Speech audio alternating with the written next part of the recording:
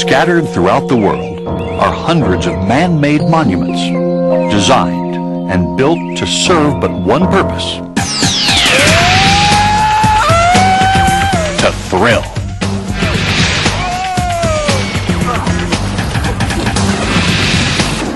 I think rides are getting faster, they're getting higher, longer, they just keep getting wilder. The general public, they want the latest in innovative technology. They want the hottest thing that they can go do. New coasters are being built at record pace, and people are going out and experiencing the thrill of these rides and loving every minute of it. Among these mammoth creations of wood and steel, there are a select few that stand apart. Machines with names like Mantis, Phoenix, Raptor, Master Blaster, and Zeus. So hop on board and scream along as we search the world over and discover the ultimate wild ride.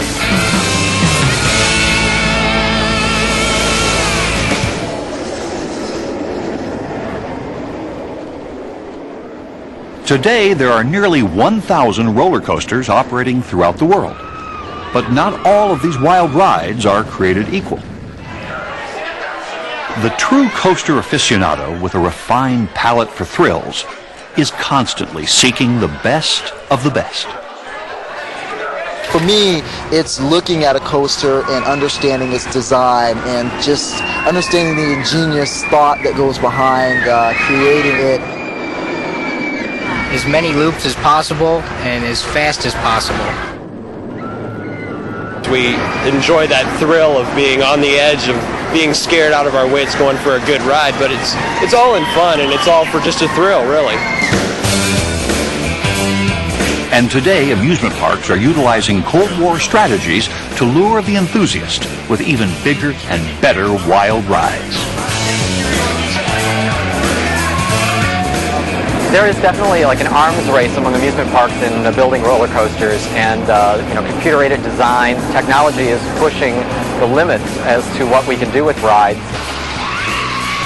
With steel coasters, you've got suspended, you've got inverted, you've got stand-up, doing heartline spirals, so things that you definitely couldn't do years ago are happening today. To an enthusiast, that means the war is on, basically. Next year, there may be something bigger and faster. The following year, somebody's going to want to try to beat that one. Then it's going to come back to the original park who put in the first one. Then they're going to want to beat it again. So it just never stops. They get bigger and faster every single year. One recent example of this escalation involves 4 rides created by Swiss manufacturer Bolliger and Mabillard. In 1992, their Batman the Ride opened at the Six Flags theme park in Gurnee, Illinois. It marked the debut of the world's first inverted coaster, where riders are suspended from an overhead track.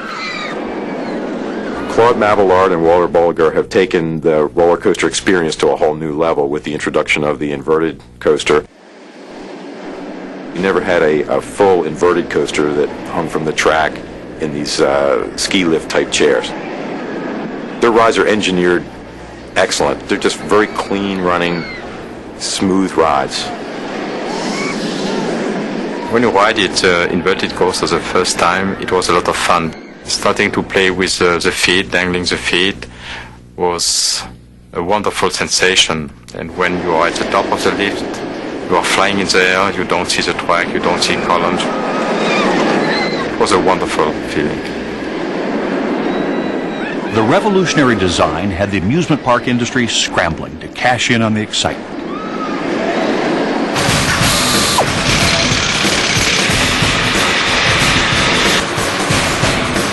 Just 2 years later, Cedar Point in Sandusky, Ohio, upped the ante when it unveiled Raptor.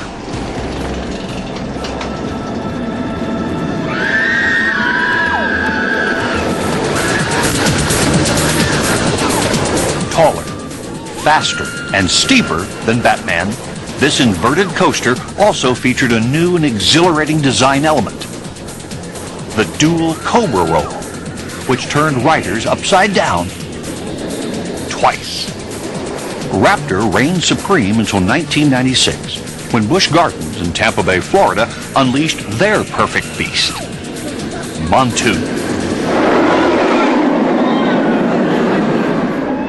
I think the Montu is just about the ultimate when it makes that double reverse over here on the left. Don't know which way you're going next, where are you coming out. I like that. Montu delivered an incredible 3.85 Gs, a 104-foot vertical loop, and the world's very first inverted diving loop, dubbed the Immelman, after a World War I fighter pilot. I moved here from Virginia because of this ride, because I love roller coasters.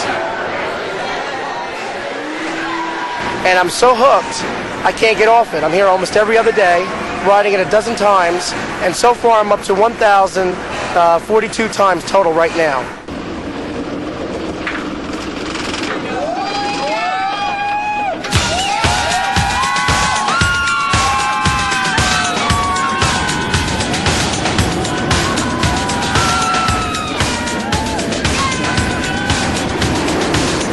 This is a wild ride. It is the wildest one I've ever been on. It throws you and tosses you every which way at speeds of over 65 miles per hour.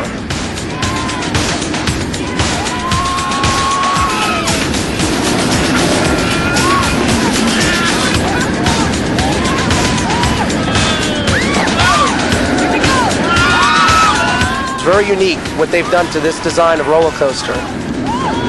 Different inversions, different loops, underground, through ditches. It's the ultimate. But for many fans, Montu wasn't the ultimate for long. Less than a year after it debuted, Busch Gardens in Williamsburg, Virginia, unveiled Alpengeist, the latest to top the list for being the biggest, highest, longest inverted coaster in the world. We think one of the things that Alpengeist has that makes it a little different from everything else, as well as being fast and having a 195-foot lift and a 106-foot vertical loop, it has a lot of personality. The way we've themed it to be a runaway ski lift experience and fit it in with the terrain, the way it's been designed where elements allow you a little bit of anticipation before you get into them, all add to a fun, thrilling ride experience.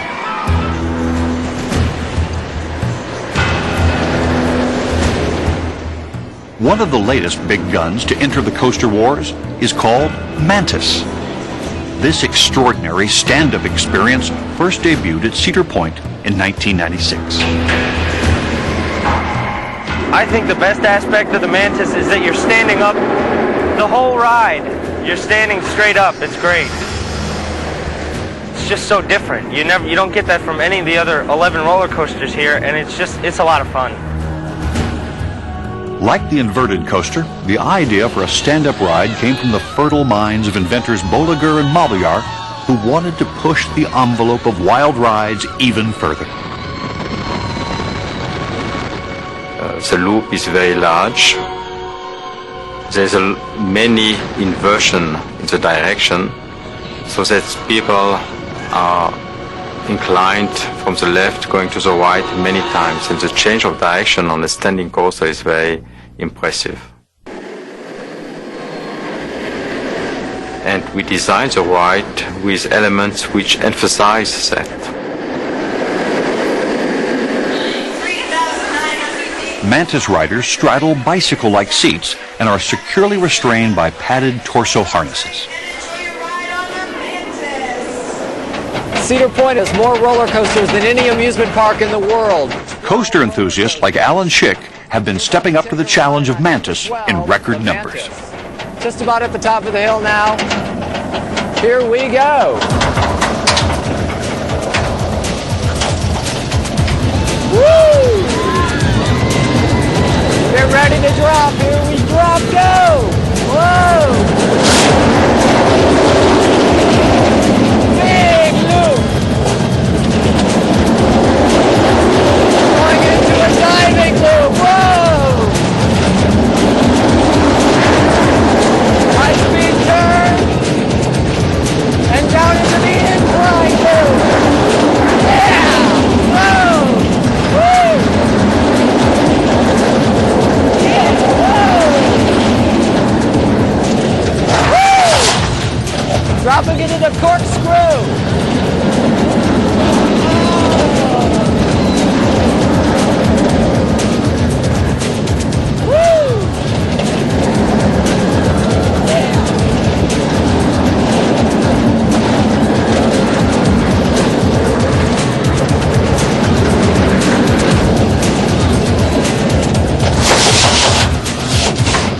ride on the Mantis.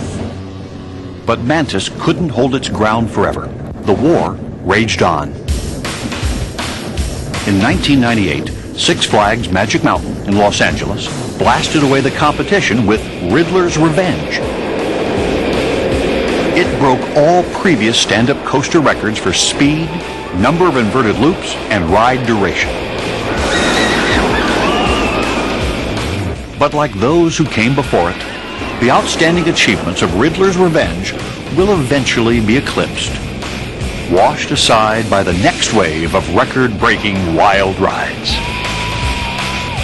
Enthusiasts benefit from the coaster war because we get bigger rides every year, faster rides every year, and it gives us something to do and look forward to all winter long. Knowing that another park has announced a new ride for next year, and then after we ride that, somebody announces something bigger and better, and we go out there and ride that one.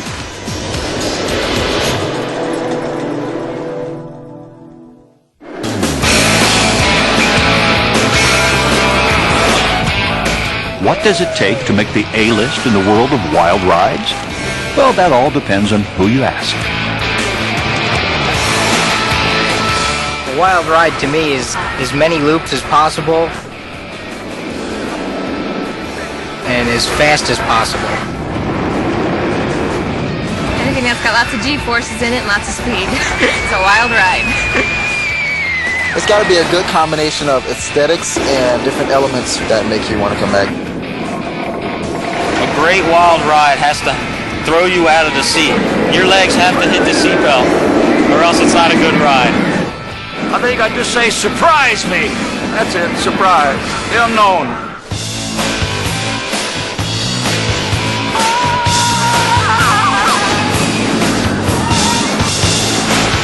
Whatever the particular reasons, everyone agrees that above all, a wild ride must be wild. But not all of the coasters that lead the pack are modern creations of steel.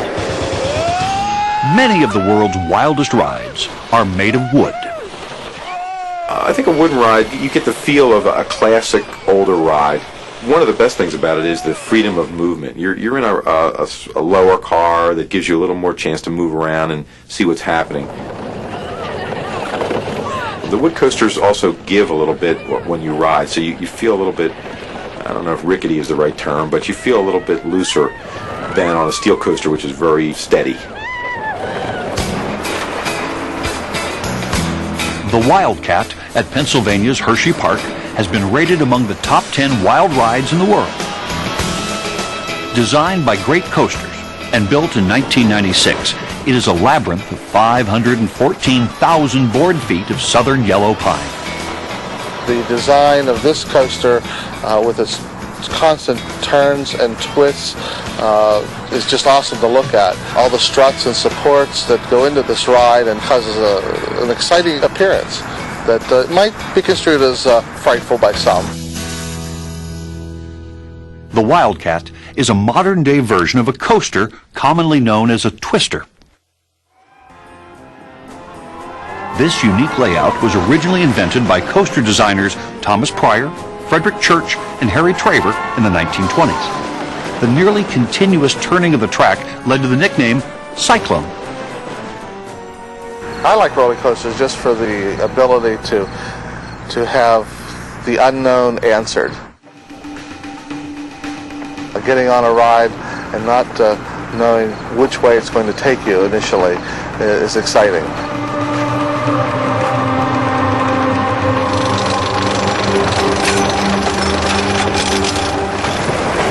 Hi, I'm Gino Torrey, and I'm here at Hershey Park riding the Wildcat. We're now on the 90-foot ascent to the wildest ride on the East Coast. The anticipation that builds up during this time is fantastic. But we're about ready to go over the hill to an 85-foot drop, which will reach speeds of over 45 miles per hour. Here we go. We're over one time. We're going around. Coming up on our second time across the ride. There's not a level spot on this ride. It's fantastic. This ride takes you through positive G-forces, negative G-forces, constantly turning and twisting.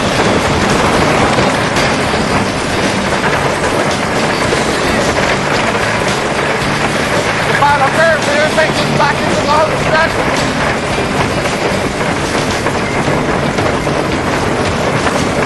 Here we go. Back into the home area.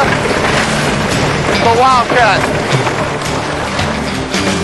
The technology that is needed to develop a coaster like this, I don't believe existed 10, 15 years ago, because we're using the wood construct and the momentum, the energy of the ride itself without opportunities to rest.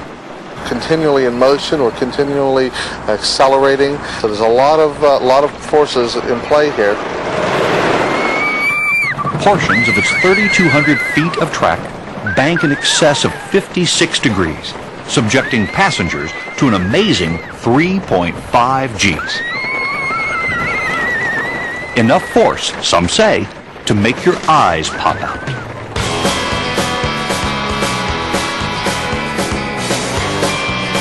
The Wildcat also crosses under and over itself some 20 times during the ride. For the enthusiastic passengers, all of these unique characteristics add up to a truly sensational wild ride.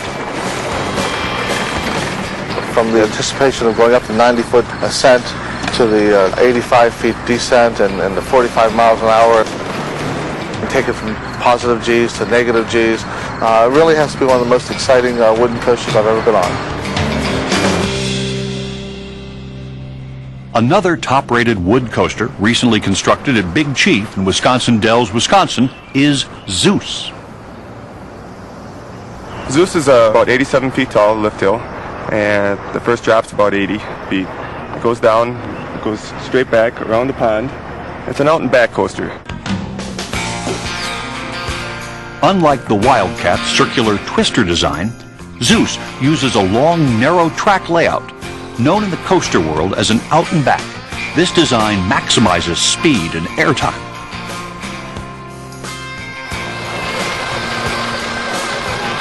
Screaming through the woods aboard Zeus, designed by Custom Coasters, is an exhilarating experience for any first-time passenger. But before anyone is allowed to feel the thrills, there is one rider who gets first dibs on the very first ride. Fred is an automotive crash test dummy. He was designed and engineered for use in automotive crash testing, and he also makes a pretty good roller coaster rider. He's the same size as the average male, approximately 170 pounds or thereabouts, and 5'8", 5'9" tall. For roller coaster testing, we placed a sensor right here at the top of his neck, since the neck and the spinal area is the most common sort of injury that a roller coaster rider might experience. In addition to the sensor in Fred's neck, other high-tech devices are mounted on the front of the coaster. They include a radar Doppler unit, which measures variations in coaster speed, and photocell sensors, which help to correlate all of the data recorded during the test run.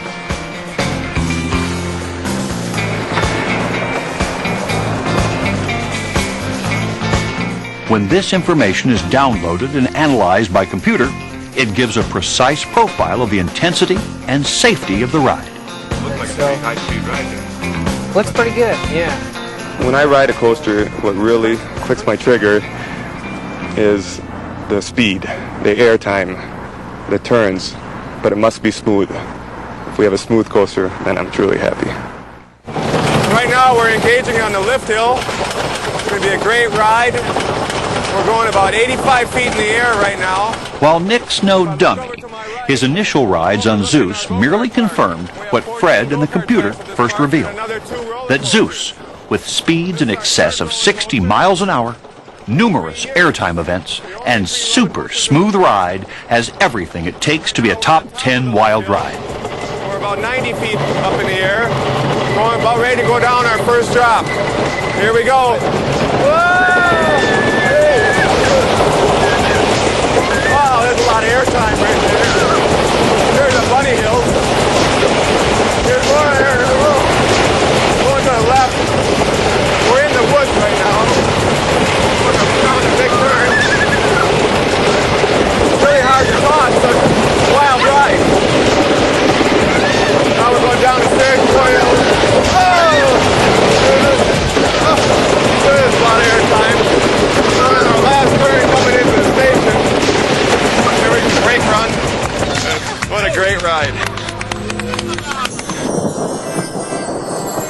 Another great ride can be found at Lakeside Amusement Park in Denver, Colorado.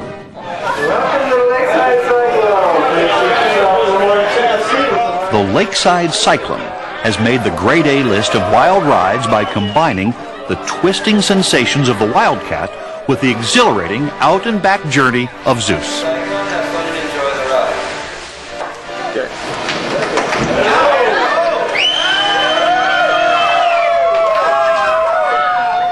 But for a truly unique thrill, there's nothing like riding this high-speed hybrid at night in the dark.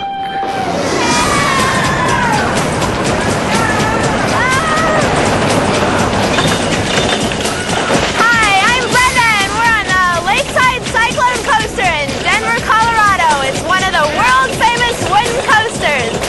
If you look around, there's a gorgeous view of the tower right behind us, and Lake Rhoda is out to our left.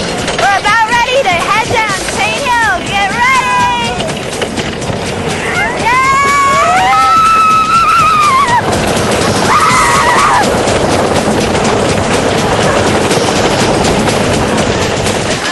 Wow, that was great!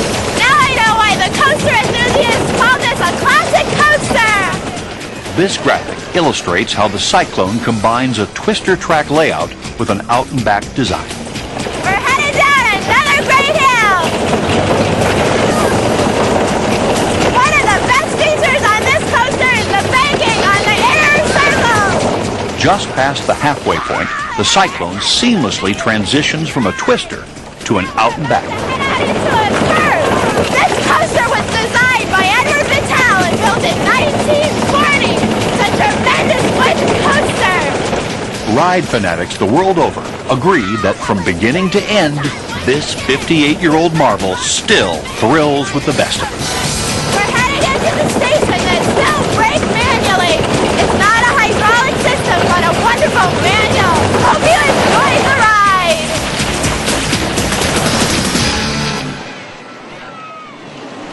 Among the world's rarest wild rides is the Racer. This top 10 coaster was designed by John Miller and built in 1926 at the Kennywood Amusement Park in Pittsburgh, Pennsylvania.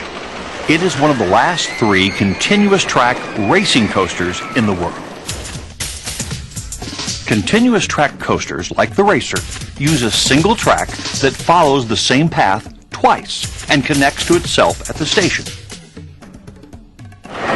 Hi, my name is Gary Baker. We're on the Racer at Kennywood Park in Pittsburgh, Pennsylvania. I'm Bill Lincolnheimer, and I'm here on the Racer at Kennywood. I'm on the red train in the right-hand side. Over there on the left-hand side is a blue train with my friend Gary in the front seat. And we're going up the 40-foot lift hill. We're getting ready for our first drop. The red train is a little ahead of us. Here we go. All right. Got my buddy Bill on the front seat of the other car here. Let's see if we catch up to him. When the Racer's trains pass each other, riders can actually reach out and touch someone, a Kennywood tradition for more than 70 years. Here we go. See you later, Bill. Woo! Yeah, we're gaining on him a little bit. Hope he can maintain his lead. Oh, you beat him. Hey! Fun! We have the inside. We're gaining on him. Red train's coming back up again. Hoping we can catch up. Down a couple of quick gravel hops. This is great! Come on, let's go, move it. Now we have the inside turn here, so we're going to stay ahead for now. Woo! Red train has a big lead on us here. Yeah, coming to the final drop into the station, and it looks like we didn't win this one. Try again next time. That looks like we got him beat. It was fixed.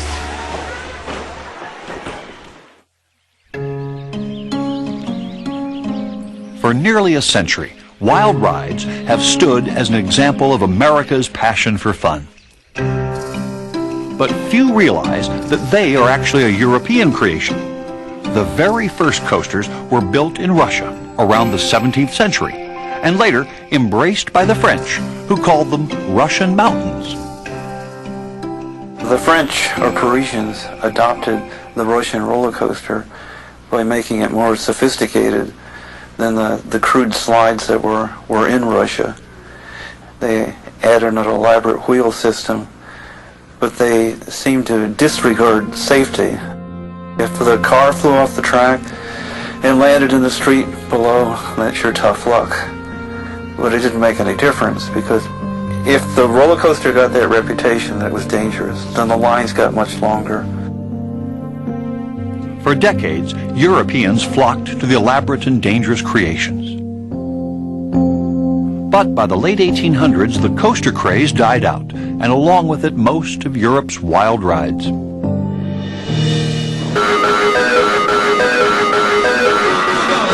But today, to the delight of many on the continent, roller coasters are making a comeback. In England, wild riders are hanging on for dear life as they meet Nemesis. This high-speed inverted steel coaster is the latest attraction at Alton Towers Amusement Park outside of London.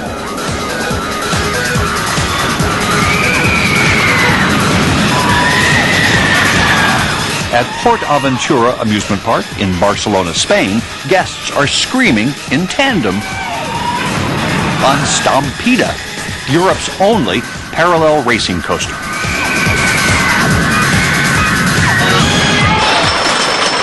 But almost everyone agrees that the wildest ride in Europe these days is Tonnerre de Zeus.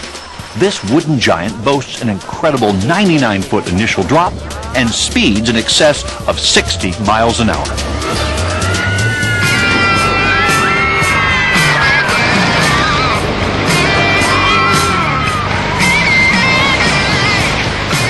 I think adrenaline rushing through your veins is something international, so I can't explain it better than that. When you wait in line with the people, they're so excited.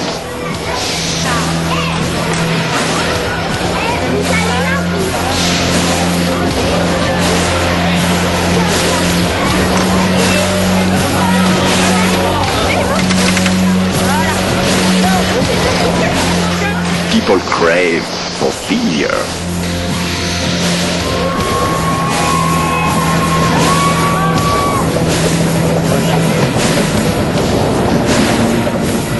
Located outside of Paris at Parc Austerlitz, Tonnerre de Zeus, or Thunder of Zeus, is so named for the clamorous roar created by its cars as they scream along nearly 4,000 feet of track.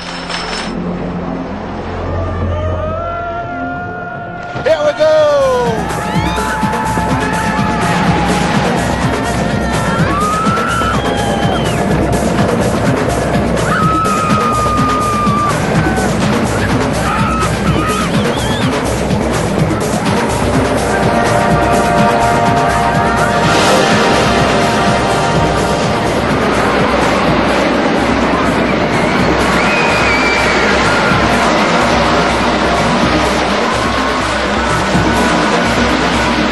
The coaster's unique L-shaped track layout and rare double helix twist have earned it a reputation as one of the best roller coasters in the world.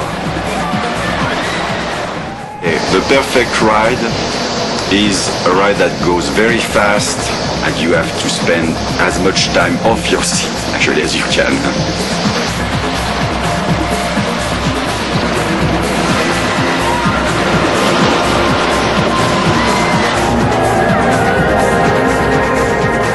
Tonnerre de Zeus is extremely well engineered and it's not violent, it's not shaky, so it's my favorite wooden coaster in Europe.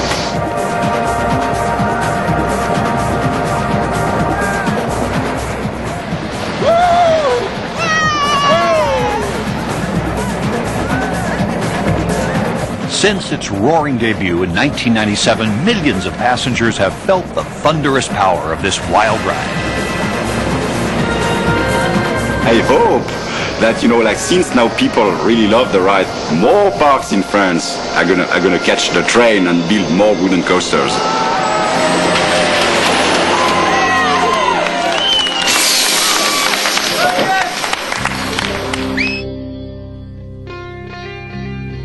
While a new generation of wild rides is springing up all over Europe, in the United States, many of our greatest coasters have been lost to neglect. fires, floods, and the devastating swing of the Wrecker's Ball. But one of the best wild rides in the world not only managed to survive destruction, it actually helped to launch a nationwide coaster preservation movement. When the Rocket, designed by Herbert Schmeck, opened in 1948 at Playland Park in San Antonio, Texas, it was considered by many to be one of the greatest coasters in the world. But after 32 years, Playland closed, and the Rocket flew no more. Then in 1984, Dick Knoebel, owner of Knoebel's Amusement Park in Elysburg, Pennsylvania, bought the famous Texas coaster for pennies on the dollar. When Dick Knoebel announced that he was going to move the Rocket from San Antonio to his park in Pennsylvania, a lot of people in the industry thought he was making a mistake, but in fact he had a lot of foresight. He knew that he and his staff could restore it, and it turned into an absolutely great ride. A year later, the Rocket was reborn as the Phoenix. And like the mythical bird for which it was named, it rose to even greater heights, earning accolades along with a coveted spot on Inside Track magazine's list of top 10 coasters. It's not the longest, it's not the fastest, it's not the tallest, but it has all the elements to give you a great ride because it's got punch the whole ride through. Since opening in 1985, the Phoenix has become one of the top attractions at its new home. More than 2 million enthusiastic riders have taken flight aboard this swift and thrilling machine. It's just good economics to do what Knoebel's did. It's a lot more inexpensive to move an existing coaster to a park than it is to build a brand new one from scratch.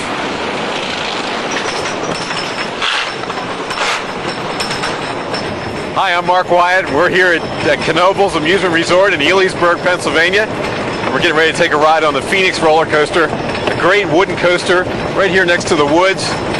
Excellent ride, lots of hills, lots of good turns, plenty of speed, good combination of all the best things you'd ever want on a coaster. Right now we're 78 feet high. We're getting ready to take a ride down the first drop. Here we go.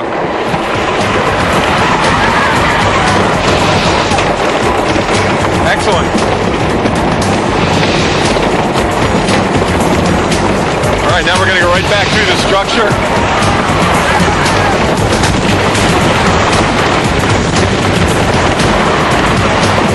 couple of great small hills right through there. Lots of airtime out of your seat. Now we're going down the same way we started. Double up. And then a double down again. The only one like it in the whole country. Now my favorite turn right here, real fast. Right back through the structure one more time. Lots of small hills, real fast. Right out of your seat on every hill. Excellent ride. Phoenix. I definitely think this would have been a tragedy if it had died in San Antonio. There are still a dozen roller coasters out there that are in abandoned amusement parks that should be saved by existing parks and brought back like this. So the Phoenix is a perfect name. This coaster was definitely saved from the wrecking ball.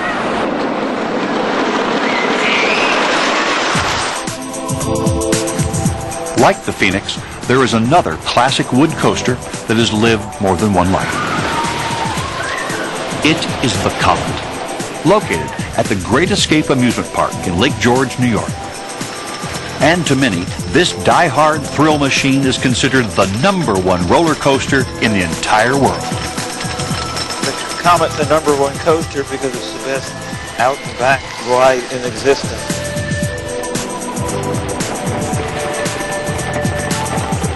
It really mixes curves, ups and downs, and it feels to me the fastest coaster in the world. At least it does today because it's been raining.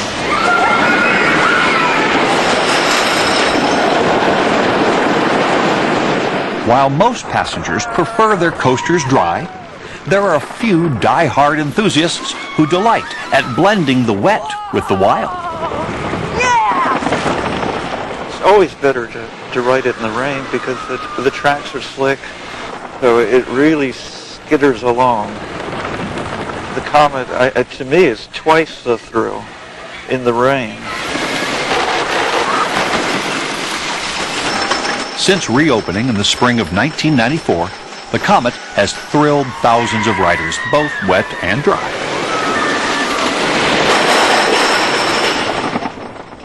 But few of these enthusiastic passengers know the details of this magnificent coaster's past. In an earlier life, it was one of the most legendary wood rides of all times. The Crystal Beach Cyclone, built in 1927 at Crystal Beach in Ontario, Canada. The Crystal Beach Cyclone went down in history as probably one of the most intense roller coaster experiences ever done. From the moment it debuted, the Cyclone was considered one of the scariest rides ever built. I don't think scary is the right word. It was fiendish, monstrous. It had a nurse and a first aid station at the unloading platform. That's how bad they were. The trouble was, it was so frightening that people would come to watch rather than ride. So it led a short life.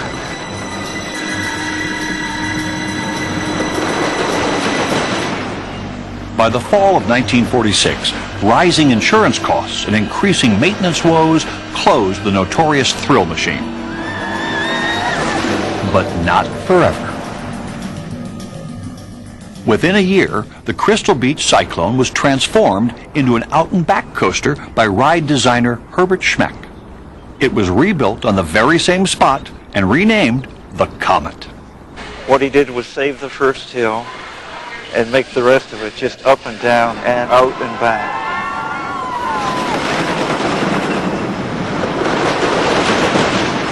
Crystal Beach Comet riders could face forward or backward.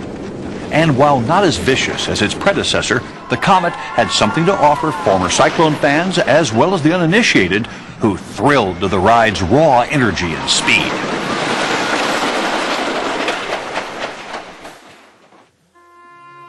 But 41 years later, the era of the Comet at Crystal Beach came to an end. It's October 1989. Less than a week from now, the Comet will be auctioned off to the highest bidder. The Comet was sold for $200,000, dismantled, and stored in a warehouse where it collected dust for nearly 5 years. But it would not die. In 1994, it was reassembled piece by piece and restored to its former glory. Several hundred miles away at the Great Escape Amusement Park in Lake George, New York. The Comet was brought here because it was a classic roller coaster and still is a classic roller coaster. It's the only coaster that has been rebuilt 3 times and has been thrilling riders ever since.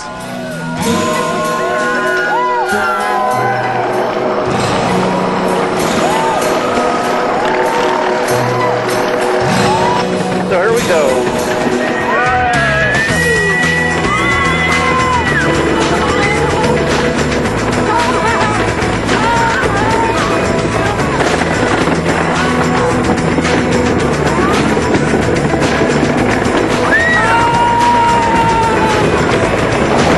The new and improved Comet received rave reviews and in 1997 was ranked the #1 wooden roller coaster in the world, an award befitting its illustrious heritage.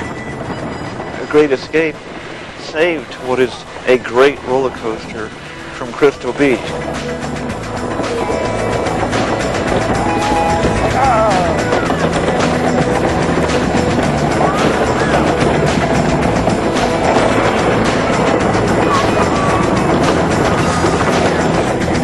I can understand the #1 rating because it is a #1 roller coaster not just in the United States but in the world. Flat out best. Best roller coaster in the world.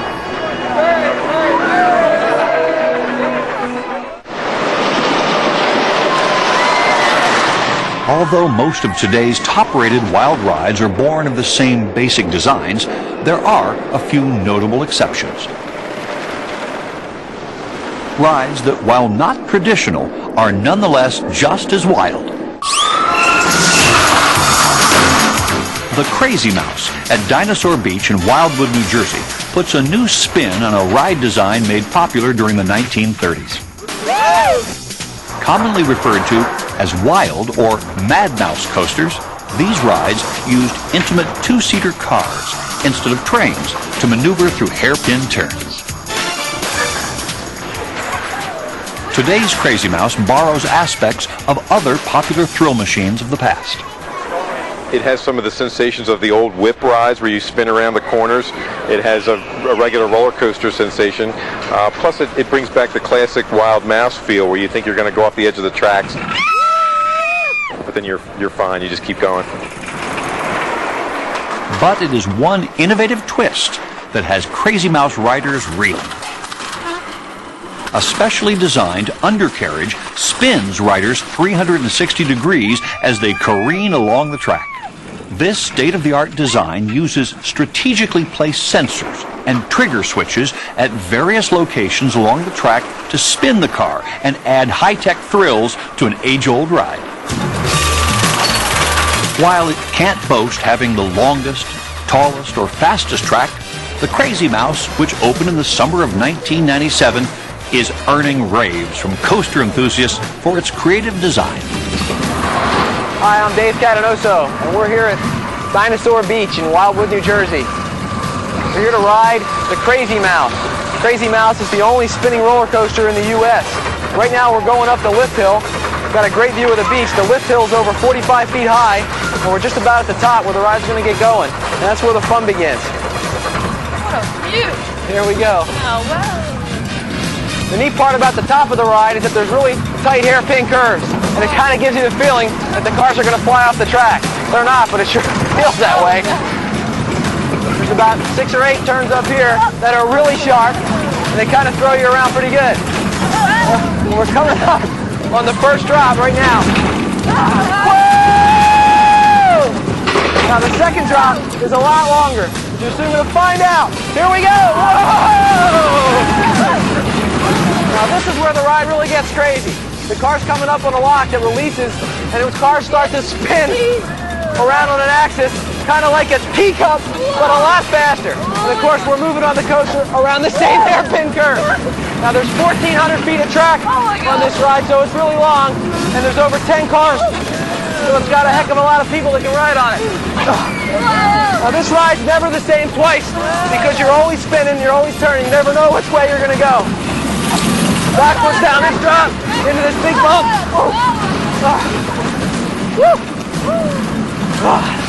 What a great ride.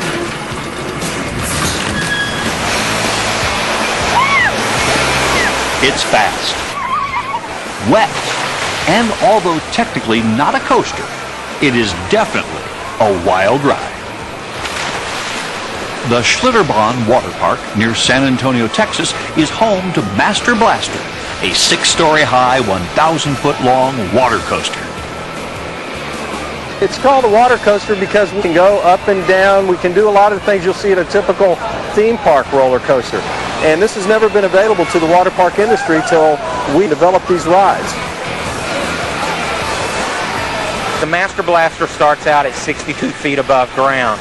So anyone that's maybe a little bit queasy with heights or anything like that is immediately going to get the knots in their stomach. They're not going to be sure they want to do this. Here we go. The Master Blaster is similar in a way to maybe a bobsled run because you're riding either 1 or 2 people in tandem. You're experiencing more of the turns and you're a whole lot closer to the action, and because of that it makes you feel like you're going faster than you actually are. And I guess from that aspect it actually allows you to experience the thrill a little bit more.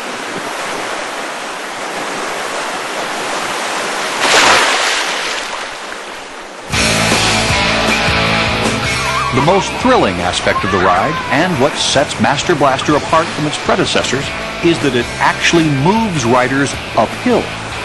While this design breakthrough is clearly the ride's best stunt, it was also the greatest engineering challenge. By precisely directing thin sheets of water under extreme pressure, rafters are propelled up a 55-foot incline. But eventually this water slows down and must be removed from the rafter's path. It is a process known as dewatering. As the water moves uphill, it loses its energy and becomes a dead water, which needs to be vented. On a physics standpoint, the dewatering is an essential part of the ride in that it removes the water that is in the path. So if we don't take it out, it's going to disrupt the flow, and consequently the ride isn't going to work. But work it does, and the success of Master Blaster at Schlitterbahn has other water parks following suit. We are seeing new innovations in the water rides. I think that it's endless as to what we can see. But we're on for a very wet ride, and it's going to be a lot of fun thrills to come. All of that was wet. Great ride. We got to do it.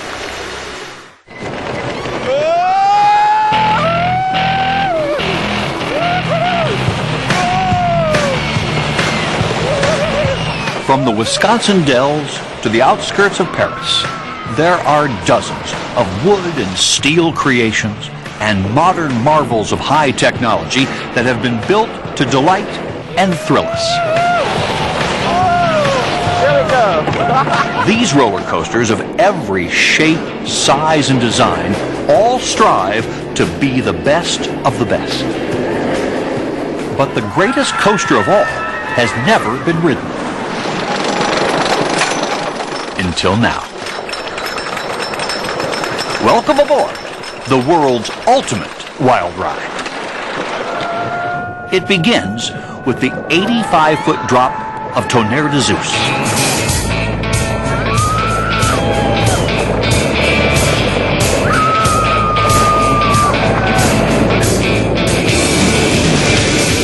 Followed by the record-breaking loops of Riddler's Revenge.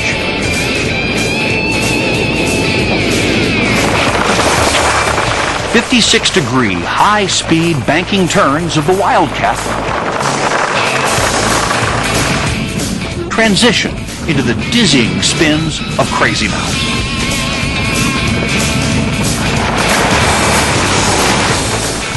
The one-of-a-kind double-up and double-down run of the Eternal Phoenix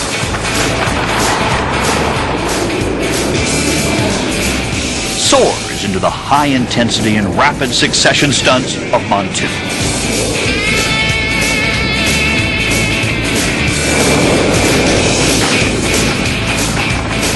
The Comet's high-speed, flat turns rocket you straight into the 58-mile-per-hour dual Cobra roll of Alpengeist.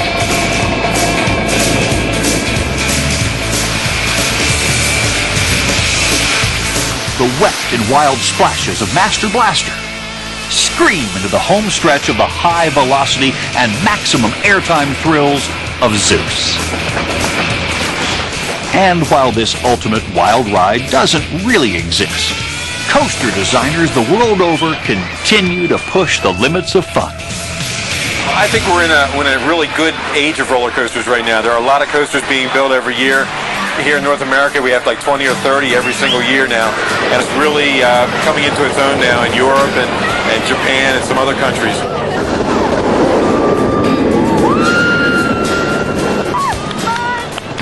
As a coaster buff, it's the best time to live, the age of the ultimate roller coaster. But they haven't built the ultimate roller coaster, they never will. It's always around the next bend.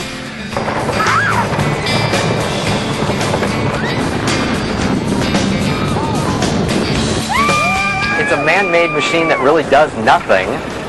It puts you right back where you got on, but it's something that is universally enjoyed by all people. I mean, everybody's looking for something fun, for thrill, and roller coasters provide that. And just as there have always been thrill seekers, there will forever be wild rides.